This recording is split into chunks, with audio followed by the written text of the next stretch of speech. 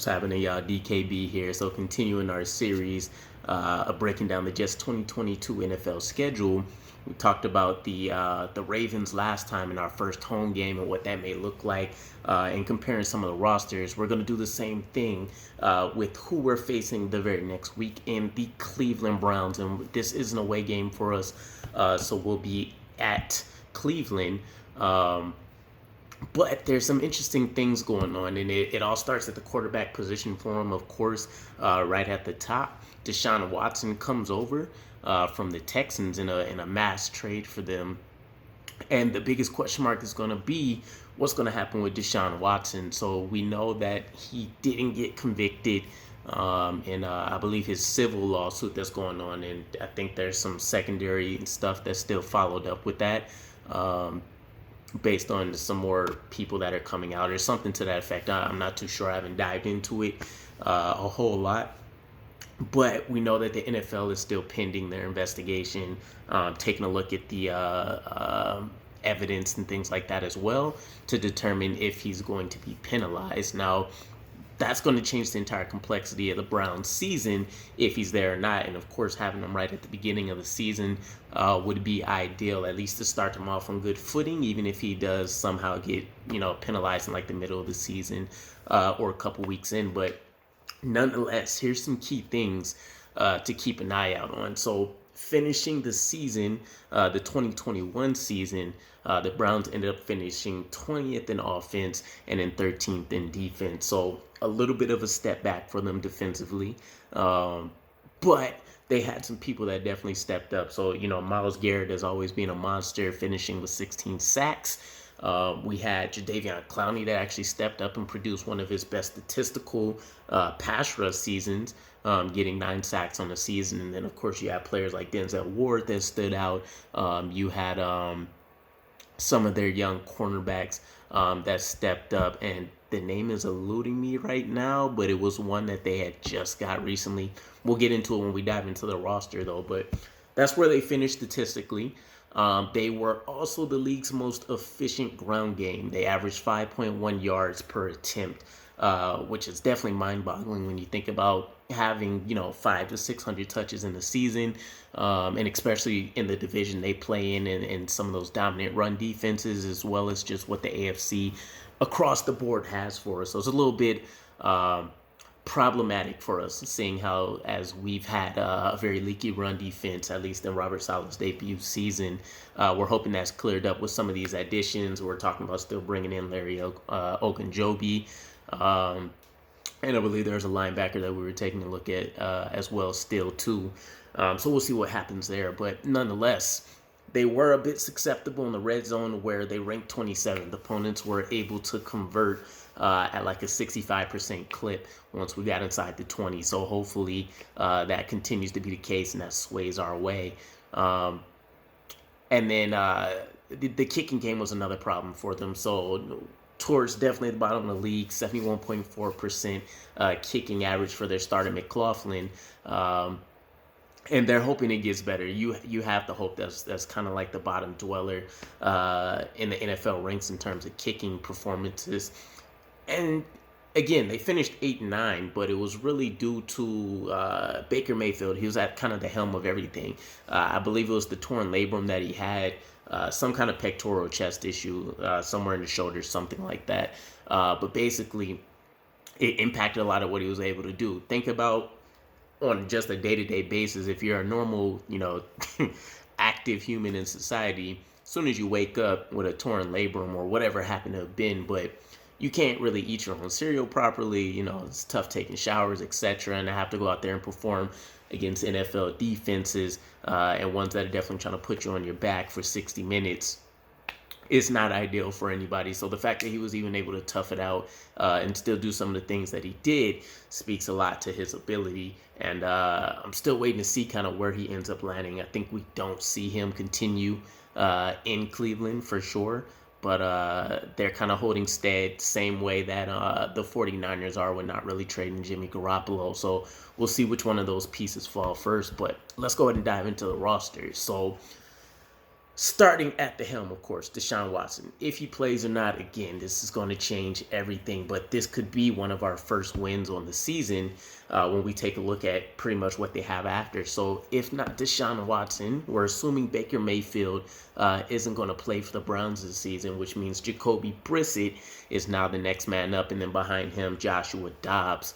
And neither one of those players are going to scare anybody, although Jacoby Brissett, if I remember correctly, did give us a pretty good thrashing at one point. I can't remember if it was him when he was with the Colts or him when he was with the, if I remember correctly, I want to say he might have been with the Bills. I could be thinking of somebody else as well, but yeah, regardless, I do remember him kind of whomping on us a little bit. But it's definitely a completely different ball game between Deshaun Watson and the backup quarterbacks they have on the roster, which means a very limited playbook for them compared to Deshaun Watson and him being able to hit all three levels of the field. Also, a little bit less dual playmaking ability with like a Jacoby Brissett and Joshua Dobbs, isn't going to terrify anybody. So let's talk weapons. Backtrack. Quarterbacks, I'm going to give it the edge to the New York Jets, purely based off what we expect to be Zach Wilson's improvements heading into year 2, and everything we've seen with the new weapons and improved offensive line play that he should expect to see compared to the up in the air situation that Cleveland Browns have. So edge, Jets. Now weapons. The Cleveland Browns, they've been trying to revamp their wide receiver room. And currently we're taking a look at Amari Cooper, who they bring over. They have Anthony Schwartz behind him, Javon Wims. On the opposite boundary line, Donovan Peoples-Jones, Jamarcus Bradley, Michael Woods II, who is a rookie. And then in the slot, it's looking like David Bell, Hakeem Grant, and then Mike Harley. So there's potential for half of their rookie playmakers to come in and have to perform right away. And taking a look at their schedule, it's going to be a tall task to ask. Now, one of the things I mentioned in the Ravens breakdown is that our cornerback room now is unbelievably deep. We're talking about Bryce Hall going from, potentials high-end number 2 to low-end number 1 cornerback. Now is a number 4 kind of at best, assuming he's not playing slot. And for those teams that like to run 4 wide receiver sets, think like the Cardinals.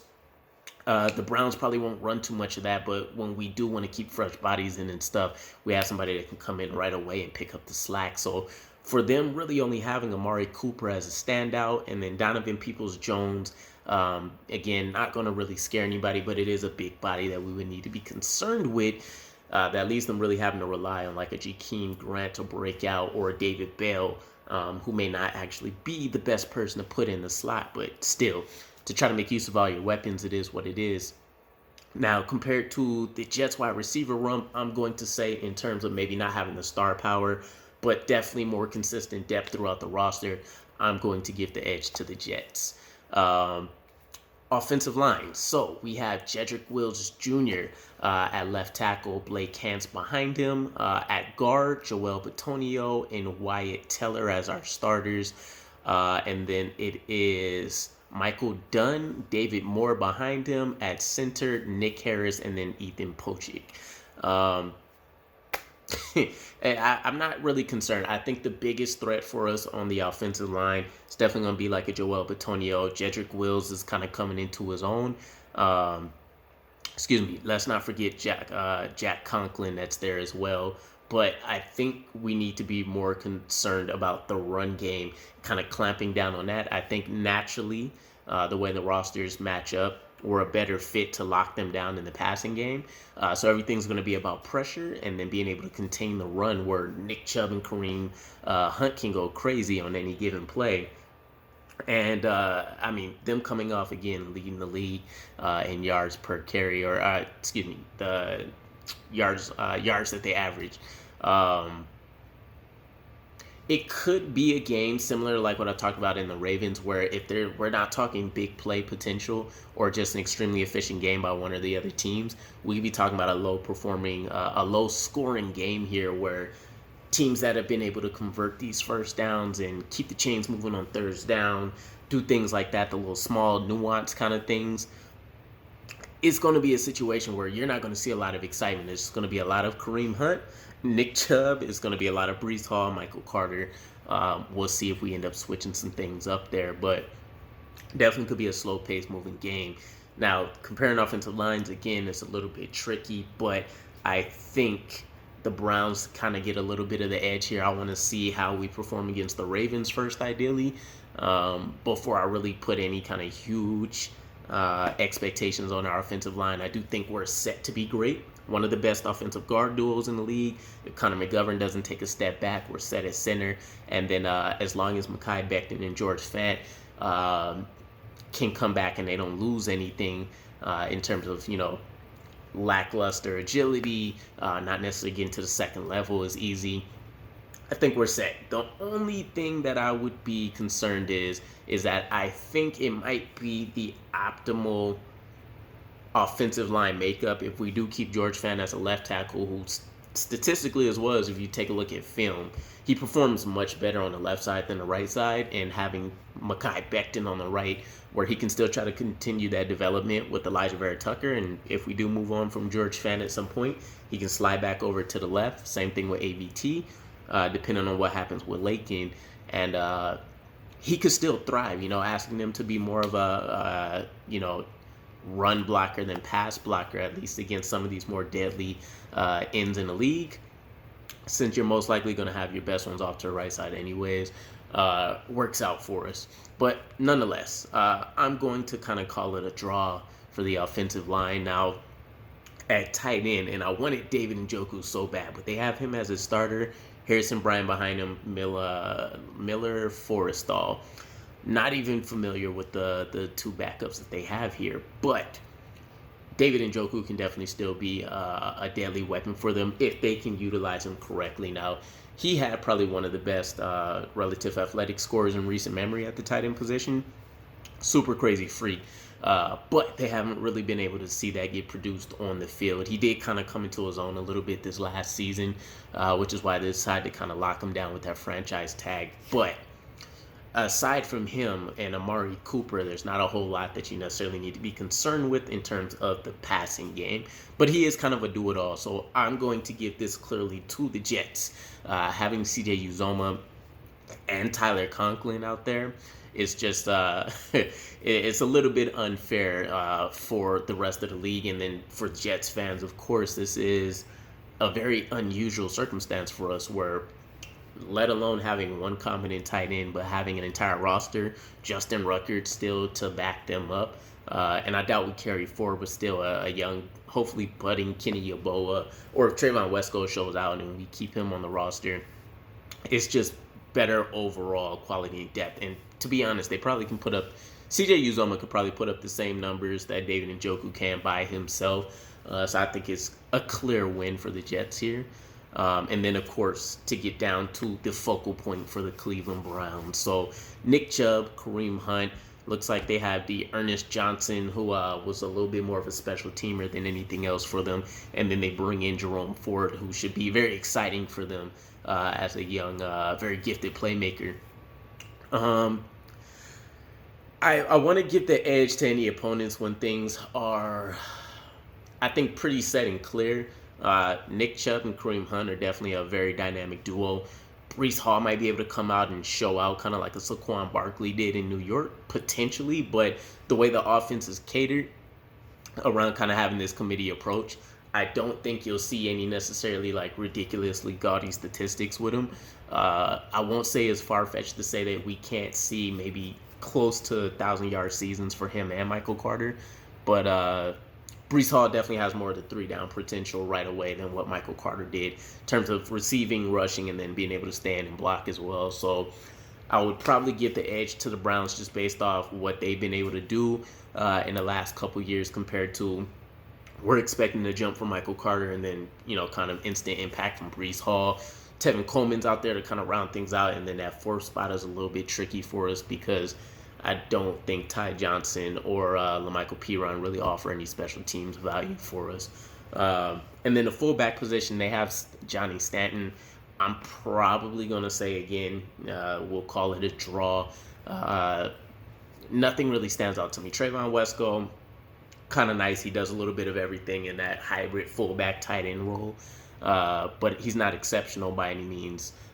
You can argue he's barely above average, maybe. And then same thing with Nick Bolton. He came in, he looked nice for spurts, but we'll really need to see what he might be able to offer in the training camp battle this upcoming offseason. But to turn things over to the defense now, this is where the New York Jets could have some problems. So it all starts up front for them. We're talking Myles Garrett, Jordan Elliott. We have Taven Bryan for them, and then Chase Winovich.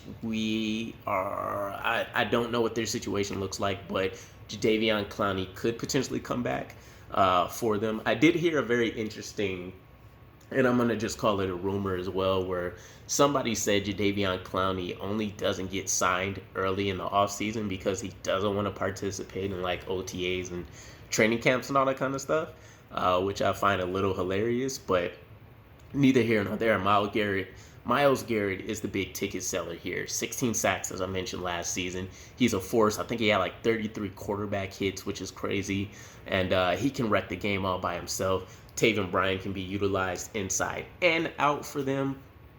Keep in mind they're kind of running this 4-3 defense of their own as well. And then some of the backups, so Stephon Weatherly, they bring in Perion Winfrey, who everybody thought could have been like a fringe first-round talent at tackle. Tommy Togiai, and then Alex Wright to kind of round things out.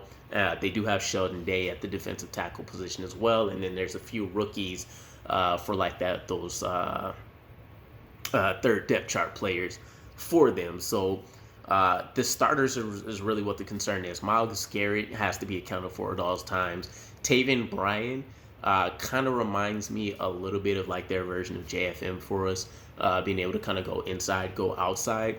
So he could be a problem.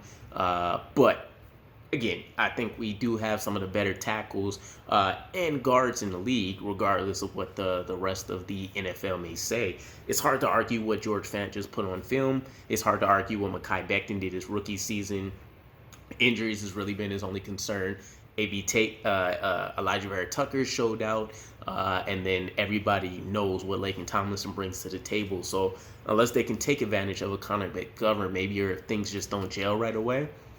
Which I think this is also going to be one of the first training camps where we potentially see our offensive line continue to play together throughout the offseason. It's kind of been something where one of our, one or two of our starters ends up getting injured, or there's a contract dispute, something like that keeps the whole team from necessarily being able to play and build that chemistry up. But compared to us, I think our starters across the board may be better.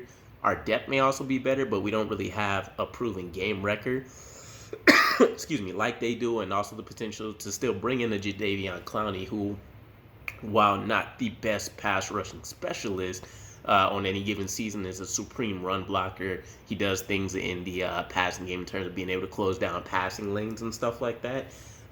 So you can still put him as kind of like a top tier player. I'm going to give the edge just narrowly to the Browns here. Although, I do think our depth is a lot better in what we might be able to do with keeping people fresh and not really having too much of a drop-off. Now, at the linebacker position, Jeremiah Owusu-Koramoah, who was like a huge steal for them last season. They have Anthony Walker, and then they should have... The way the depth chart that I'm looking at here is a little bit weird, so they make it look like they only have two linebacking positions. But Anthony Walker, Jeremiah Owusu-Koramoah, Sion Takataki, Jacob Phillips, Harvey Willie, and then Tony Fields II. So not really a whole lot that sticks out to me there. I know Jeremiah is pretty good in pass coverage, at least coming out he was. I'd have to check what his kind of statistics look like last season. But no, there's no real threats there in the linebacking core. And actually seen another interesting trade proposal for the Jets where we sent Denzel Mims to the Browns. And I think we sent Denzel Mims to the Browns. We got Jacob Phillips. And then I think we got back like a 7th rounder or something like that. neither here nor there. But either way, the linebacking core is very similar somewhat to the Jets, where there's not really a huge threat. We're a little bit better off because we do have C.J. Mosley, which, regardless of how people feel about his contract, definitely is one of the better middle linebackers in the league. And then it's the players around him that we need to hope take steps up. So I'm going to give the edge to the Jets here when it comes to the linebacker room. And then at cornerback, Denzel Ward. Greedy Williams is who I was thinking about before. He was able to get his hands on the balls a few times last season. Greedy Williams, they bring in Junior Falk through the draft. And then they have Martin Emerson also through the draft. AJ Green as a cornerback out there. And then kind of in that nickel role, Greg Newsome II, Herb Miller, and then they bring in Sean Jolly through the draft. So it's a pretty deep, pretty solid. Denzel Ward is definitely the standout there.